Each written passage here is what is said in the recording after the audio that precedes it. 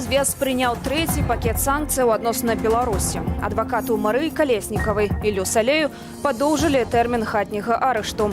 Чарговых беларусаў вінавацяць у датычнасці да масавых беспарадкаў. Галоўныя навіны чацвярга падсумуем у аб'ектыве. Я Юлія Лабанова. Добры вечар. Гвалт супраць бяззброеных, тэрабайты новых сведчанняў.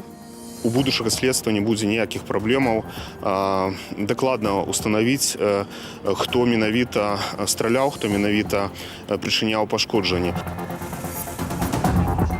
29 асобаў і 7 кампаніяў. Еўразвез зацвердзіў трэці санкцыйны спіс для Беларусі. Подразумеваецца, што гэта проста адна з прыступак да адна з хваляў, якая не з'яўляецца апошняй. За ёй будуць іншыя спісы, іншыя санкцыі і іншыя наступствы.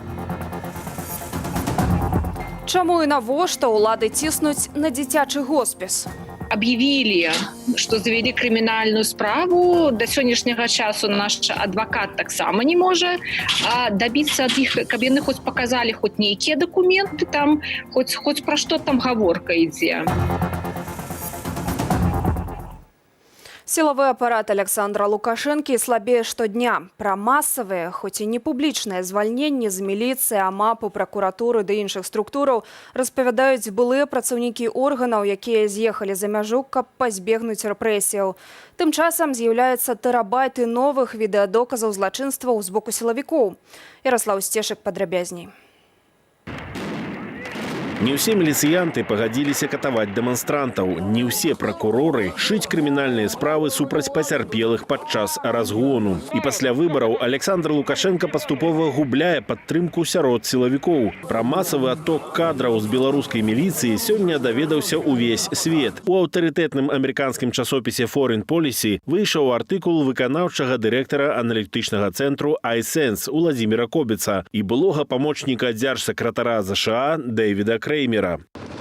iSense мае інфармацыю прынамсі пра 300 рапартаў аб звальненні з Міністэрства ўнутраных справаў на канец жніўня. А на пачатку лістапада колькасць працаўнікоў унутраных справаў Менгарвыканкаму скарацілася на 18%, а ў цэнтральным РУУсе знікла амаль траціна персаналу. Большасць натуральна сыходзіць ціха, і гэта зусім натуральна. Так не у людзей ёсць сем'і, людзі непакояцца за тое, што можа з імі здарыцца. Але гэта не значыць, што яны не перадаюць інфармацыю. Таксама вельмі шмат людзей, которые сыходзяць дзеючымі і выязджаюць проста за мяжу, і тут ужо далучаюцца да байпола. BYPOL – ініцыятыва, да якой далучыліся былыя працаўнікі розных сілавых ведомстваў. Яны дапамагаюць тым, хто звольніўся, каб не ўдзельнічаць у рэпрэсіях. А таксама збіраюць у калегаў, апрацоўваюць і публікуюць сведчанні зверстваў сілавых структураў у межах праекту «Адзіная кніга рэгістрацыі злачынстваў». Сёння ўпершыню былі апублікаваныя відэафайлы з гарадскіх камераў назірання ў Менску. На здымках бачна, як 9 жніўня каля стэлы сілавікі ў спецэкіпіроўцы закідвалі гранатамі ды стралялі з драбавікоў у людзей, якія выйшлі на вуліцу даведацца вынікі выбараў. Ніякай арматуры і камянёў у пратэстоўцаў на відэа няма. По нашим сведениям, есть данные, что планировалась провокация. Планировалось захватить здание Минского горосполкома, инсценировать захват и в последующем жестоко оттуда людей выдворить. Но это не получилось, люди пошли к стеле. Таксама ёсць і відэа з камераў назірання 12 жніўня. Владимир Кобец кажа, што падзеі тых дзён былі задакументаваныя і ў шпіталях. Інфармацыю не змаглі засакрэціць, таму ў будучага следства не будзе ніякіх праблемаў дакладна ўстанавіць, хто менавіта калечыў людзей. Тыя супрацоўнікі прокуратуры, генеральны у тым ліку, которые выехалі, працуюць сёння, дакументуюць гэты факты, падкрэслівалі, што менавіта характар, менавіта тое, што гэтая зброя прымянялася па людзях, то бок не для разгону натоўпу, а менавіта па людзях, менавіта гэта стала прычынай для выхаду, адыходу з працы многіх прадстаўнікоў сілавых структураў. А што б вы сказалі, калі б сёння ваш блізкі захацеў пайсці служыць у міліцыю? Милиция была при всех властях и при царе. Не такая плохая профессия. Почему все озлобились, непонятно. Потому что потеряли уважение. Я бы не сказал, что сейчас такое подразделение вообще правопорядка, как милиция, занимается правопорядком. Оно сейчас занимается поддержкой только одного человека у власти. Это беспредельщики. Адзінае выйсце для сілавікоў спыніць спрыянне незаконнай уладзе, кажа Владимир Кобец. Пазбегчы адказнасці за ўдзел у рэпрэсіях немагчыма, але можна яе змякчыць супрацай са следствам, калі сілавік не меў дачынення да забойстваў, катаванняў і згвалтаванняў. Ярослав Стешык, Белсат. Рада Еўразвязу зацвердзіла трэці пакет санкцыяў супраць рэжыму Лукашэнкі. У спісы трапілі чарговыя 29 чалавек. Чыноўнікі, суддзі, бізнэсоўцы. Агулам на гэты момант пад еўрапейскімі абмежаваннямі 84 асобы. Рашэнне апублікаванае ў афіцыйным часопісе Еўразвязу з гэтага моманту яно набыло моц. Даецца магчымасць для пошукаў кампрамісу, для пошукаў нейкіх дамоўленасцяў. Таму подразумеваецца, што гэта проста адна з прыступак да адна з хваляў, якая не з'яўляецца апошняй. За ёй будуць іншыя спісы, іншыя санкцыі і іншыя наступствы, у тым ліку да тых бізнесменаў, да тых фізічных асобаў, якія не патрапілі ў гэтыя спісы на сёння. Сярод іншых у новым санкцыйным пераліку віцэ-прэм'ер Анатоль Сівак, экс-міністр аховы здароўя, а цяпер старшыня гарадзенскага аблвыканкаму Владимир Каранік, старшыня Савету Рэспублікі Наталья Качанова, кіраўнік белтэлерадыёкампаніі Іван Эйсмонт, генпракурор Андрэй Швед, міністр інфармацыі Ігор Луцкі. У спіс дадалі некаторых сілавікоў ды суддзяў. Пад абмежаваннямі таксама аказаліся бізнэсоўцы Александр Шакуцін ды Мікалай Верабей. Упершыню ў спіс трапілі 7 кампаніяў ды прадпрыемстваў, сярод іх кіраўніцтва справамі прэзідэнта, пастаўляльнік зброі і вайсковай прадукцыі «Белтэхэкспорт», забудоўнік «Дана Холдынгс», Менскі завод колавых цігачоў, 140-ы рамонтны завод. Раней у санкцыйны спіс Еўразвязу далучылі Александра і Віктора Лукашэнкаў, кіраўнікоў КДБ, следчага камітэту, Канстытуцыйнага суда ды іншых. 8 краінаў, якія не ўваходзяць у Еўразвяз, таксама падтрымалі санкцыі. Па ўсёй краіне працягваюцца судовыя рэпрэсіі. Пры гэтым цяпер на ўдзельнікаў мірных акцыяў пратэсту ўсё часцей заводзяць крымінальныя справы. Новае абвінавачванне аб рыхтаванні да ўдзелу ў масавых закалотах прад'явілі палізняволенаму Александру Арановічу. Пра іншыя штрафы, перадачы ды прысуды за чацвер Діяна Радкевіч. 2 гады абмежавання волі атрымала гарадзенка Марына Палікарпава за гвалт у дачыненні 2 амапавак Марыі Мазуркевіч і Дар'і Бандарчук. Яны затрымалі і жорстка збілі Марыну 9 жніўня. Адну з іх жанчына ўкусіла. Між іншага, суд прызначыў спагнанне 1500 рублёў на карысць кожнай супрацоўніцы амапу, а таксама больш за 600 рублёў дзяржаўнага мыта і выдаткаў на судмедэкспертызу. 1 год абмежавання волі прысудзілі Менчуку Паўлу Янкоўскаму за ўдар па бамперу аўтамабіля ДАІ 27 верасня на нядзельным маршы. Чацвер дзень перадачаў на Акрэсціна. Сёння там сабраліся каля 500 чалавек, якія прынеслі перадачы сваім родным і блізкім. Сына в воскресенье задержали, там 12 суток. Сегодня вот автозаки уехали, 5 штук. Казалось, что он там.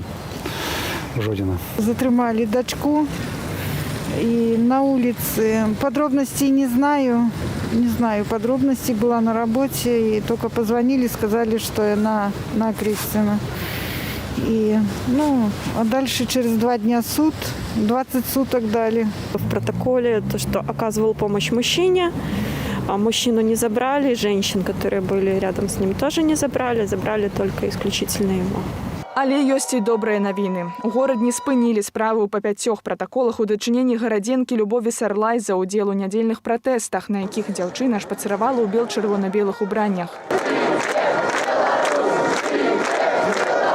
А з ізалятару ў Баранавічах пасля 10 сотняў сёння выйшла 66гадовая удзельніца маршу пенсіянераў Валянціна Галіціч. Жанчыну затрымалі 7 снежня каля ЦУМу. У жанчыны хворае сэрца, і Валянціна часам траціць прытомнасць. Во вторник мы вчера приняли душ. Позавчера наконец-то приняли душ, и мы почувствовали, какое же это счастье. Когда просили какие-то лекарства, врач приходил, только мог через 5-6 часов какую-то таблеточку принести. Температуру практически никто не мерил. Были женщины с явными признаками коронавируса. На волі і наш калега Ян Роман, якога збілі і затрымалі 10 жніўня каля гарадзенскага ізалятару. Спачатку журналіст быў асуджаны за ўдзел у пратэсце і непадпарадкаванні службовай асобе, але абскардзіў прысуд. Сёння Яна апраўдалі.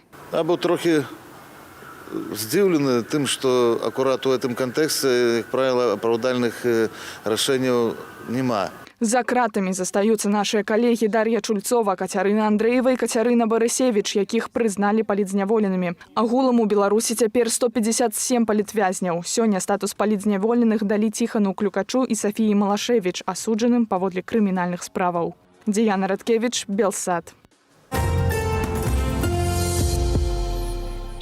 Нападніка маскоўскага ЦСКА Іллю Шкурына выключылі са складу моладзевай і нацыянальнай зборнай Беларусі па футболе на наступны год, а таксама пазбавілі льготаў на адтэрміноўцу ад войска. Раней футбаліст заяўляў, што адмаўляецца выступаць за зборныя, пакуль Лукашенка застаецца пры ўладзе. Тым часам беларускія спартоўцы, якія пацярпелі ад рэпрэсіяў, патрабуюць не праводзіць матчаў чэмпіянату свету па хакеі 2021 у Менску. Анастасія Русецкая. Правядзенне чэмпіянату свету па хакеі 2021 года ў Беларусі немагчымае, заявіла падчас прэс-канферэнцыі старшыня фонду спартовай салідарнасці, трохразовая олимпийская чемпионка Александра Герасименя. Одним из пунктов Международного олимпийского комитета это была рекомендация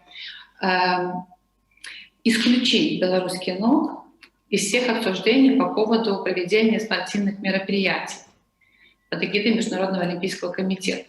Поэтому позиция Международной хоккейной федерации, в частности самого Фазеля, который до сих пор продолжает вести переговоры с белорусской стороной, вызывает искреннее недоумение. Чэмпіянат па хакеі, любімым відзе спорту Александра Лукашэнкі, мае адбыцца ў траўні наступнага года ў Беларусі ды Латвіі. Канчатковага рашэння ці праводзіць турнір у Менску ў сувязі з палітычнай сітуацыяй у нашай краіне Международная федерация хоккею яшчэ не приняла. Там есть сдерживающий фактор. Рене Фазел, который давно знает, что он поклонник Путина, что он поклонник политики проводимой России. Но он всяческим способом пытается как-то вот эту ситуацию решить в пользу того, чтобы здесь не ссориться с белорусами, с белорусским руководством, которому тоже в хороших отношениях. У свою чаргу беларуская баскетбалістка Алена Леўченка, якая адбыла 15 сотняў арышту і атрымала буйны штраф за удзел у мирных акциях, написала Рене Фазелю лист. От вашего решения будет зависеть вовсе не то, состоятся ли запланированные матчи в Минске или нет. Исходя из этого решения, станет ясно, поддерживает ли хоккейный мир в вашем лице насилие и геноцид. Чемпионат мира по хоккею – это праздник. Но как можно праздновать, когда белорусы кричат от боли? Ці варта праводзіць чэмпіянат у горадзе, на вуліцах якога збіваюць мирных демонстрантаў? Мы спыталіся у Менчукоў. Я вообще не представляю, как возможно его провести в нынешней ситуации. То есть это все невозможно обеспечить безопасность ни гостям, ни нам. Если будет смена власти, тогда нужно проводить чемпионат мира. Если ее не будет, то с нынешней властью его не надо проводить, потому что это пополняется бюджет президента. Я против поддержания текущего режима, поэтому хотелось бы, чтобы чемпионат мира не проводился в таких условиях. Мы можем по телевизору посмотреть, если где-то в другом будут проводить в стране. На пачатку верасня ўрад Латвіі напісаў ліст Міжнароднай федэрацыі хакею з просьбаю забраць у Беларусі яе частку чэмпіянату і перадаць іншай краіне. У адваротным выпадку Рыга можа адмовіцца ад правядзення турніру. Анастасія Русецкая, Белсад. Прадстаўнікі Расійскай Федэрацыі не змогуць наведваць алімпійскіх і паралімпійскіх гульняў і чэмпіянатаў свету цягам 2 гадоў. Такое рашэнне прыняў спартовы арбітражны суд, які зацвердзіў санкцыі супраць расійскага спорту. Суд апублікаваў тэкст рашэння па спрэчцы сусветнага антыдопінгавага агенцтва і расійскага антыдопінгавага агенцтва. Расію абвінавачваюць у тым, што яе чыноўнікі ўносілі змены ў базу даных маскоўскай антыдопінгавай лабараторыі. Да расійскага спорту ўжытыя санкцыі да 2022 года. Цяпер расійскія спартоўцы не змогуць выступаць пад уласнымі гімнам і сцягам на чэмпіянатах свету і алімпіядах. Сама ж краіна можа застацца без буйных турніраў. Замест таго, каб клапаціцца пра хворых і неабароненых грамадзянаў, дзяржава скасоўвае дамовы арэнды і пазбаўляе магчымасці працаваць. Гаворка пра гарадзенскі дзіцячы хоспіс, што цяпер працуе толькі праз дапамогу неабыякавых людзей. Кіраўніцу ж дабрачыннай арганізацыі Вольгу Вялічку ўлады вымусілі з'ехаць за мяжу. Працягне гісторыю Ірына Дарафійчук. 15-гадовы Тимофей – адзін з 6 дзесяткаў дзетак, якім дапамагае гарадзенскі дзіцячы хоспіс. Як і для іншых пацыентаў, для яго гэта рэдкая магчымасць не толькі атрымаць неабходныя працэдуры, але і развівацца, знайсці сяброў ці правесці час па-за домам. Социализация. Вот эта атмосфера, которую создала хоспис и сотрудники хосписа. Потому что именно работники, те, которые вот своим широким сердцем и доброй душой создали эту атмосферу, вот это ощущение уюта, защищенности и дружелюбия, в которое мы попадаем, как родители, так и дети. Дзяржава ж, якая найбольш мелася б клапаціцца пра самых неабароненых грамадзянаў, разарваўшы праз суд усе дамовы, забрала ў хоспісу 2 з 3 памяшканняў, дзе ладзіліся заняткі ды рэабілітацыйныя працэдуры. Апроч таго, хоспіс мусіць выплаціць 1080 рублёў судовых выдаткаў. Адзінае памяшканне, дзе размяшчаецца цяпер хоспіс, прапанаваў праваслаўны прыход святога Серафіма Жыровіцкага. Это очень важно, потому что если бы нам батюшка не предоставил это помещение, то у нас бы вообще мы оказались на улице бы. И занятия проходили бы только на дому. И, получается, социализации бы у деток уже тогда не было, и общения бы не было. Настоятель Ян Велісейчык яшчэ ўлетку запрасіў хоспіс выкарыстоўваць для сваіх патрэбаў некалькі пакояў, што належаць прыходу. Калі я побачу іхнюю патрэбу, то я вырашыў адклікнуцца і дапамагчы. І все из этой ситуации, часами кажут про закрытие хосписа. Православная церква не мае такого намеру закрывать это хоспис, он будет дзейнічаць, и мы его так само будем утрымліваць. Дырэктарка хоспісу Вольга Вялічка мусіла з'ехаць з краіны разам з сям'ёй пасля таго, як на яе завялі крымінальную справу. Объявили, что завели криминальную справу. До сегодняшнего часу наш адвокат так само не может добиться от них, каб яны хоть показали хоть некие документы, там, хоть про что там гаворка ідзе. Вольга Вялічка адзначае, што дзейнасць хоспісу працягнецца, бо працаўнікі гатовыя паказаць, што не здаюцца і вераць у перамогу здаровага сэнсу. Ірына Дарафійчук, Белсат. Выхад на плато у захваральнасці на COVID-19 у Беларусі магчымы да канца снежня, заяўляюць прадстаўнікі Міністэрства аховы здароўя. Паводле прагнозаў, на гэтым узроўні краіна пратрымаецца месяц-два, а потым пачнецца паступовае зніжэнне колькасці захворванняў. Пакуль жа лік пацыентаў з коронавірусам расце. Больных, конечно, очень много. Не зря ж мы все. Безусловно, это же не просто так, ниоткуда не взялось. Нормальная обстановка. Нормально. Выходим на плато, как говорится. Что будет дальше, я не могу сказать точно. Мои знакомые уже переболели. Дети переболели уже коронавирусом. Болеем. Обстановка, как и везде, одинаковая. Так же, как и везде. Ни хуже, ни лучше. Данные просматриваем вроде бы на уровне. Медыкі адзначаюць, што прырост выпадкаў захворвання падчас другой хвалі больш актыўны, чымся падчас першай. Калі ўвесну шпіталізавалі амаль усіх, нават з лёгкаю хадой хваробы, да і кантактаў першага ўзроўня, то цяпер стацыянары прымаюць у асноўным цяжкіх пацыентаў. Аднак Міністэрства аховы здароўя запэўнівае, што рэзерв ложкаў у шпіталях яшчэ ёсць. Між тым, паводле афіцыйных звестак, за апошнія сотні ў Беларусі захварэлі на COVID-19 1834 асобы, ачынялі і выпісаныя 2024 пацыенты. 8 чалавек памерлі.